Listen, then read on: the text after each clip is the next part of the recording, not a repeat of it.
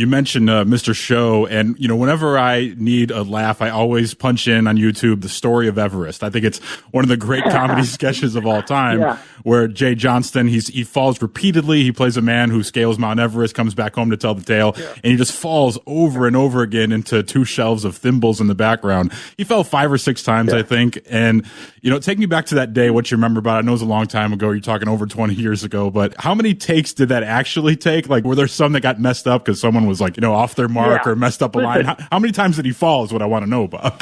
He fell one more time than you see in the sketch. If you're listening, it's called The Story of Everest.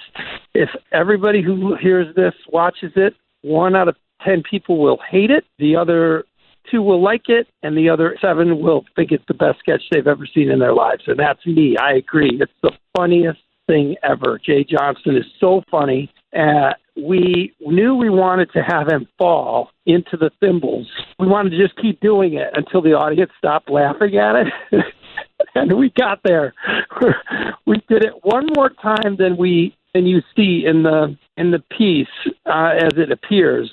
We cut one of the falls out because no one laughed. They laughed. Everything else you see is a live laugh. It's real. It's not sweetened. It's the real laughing from a real live audience. But we just went one too many on purpose just to see how far we could go.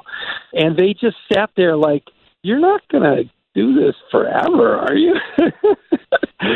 And anyway, it's a great sketch, and I'm glad you like it. Jay lived in Wrigleyville, and the story that we built that sketch out of took place in the house that he lived in, a few blocks from Wrigley Field, where his mother was a bit of a hoarder, and she had a Coleman grill in the kitchen with the ashes in it, from the summer. They had pulled it in to the kitchen. It was just taking up a corner, and his uncle came in to tell a story and leaned on it and knocked it over, knocking ashes all over the kitchen. And then they all cleaned up the ashes.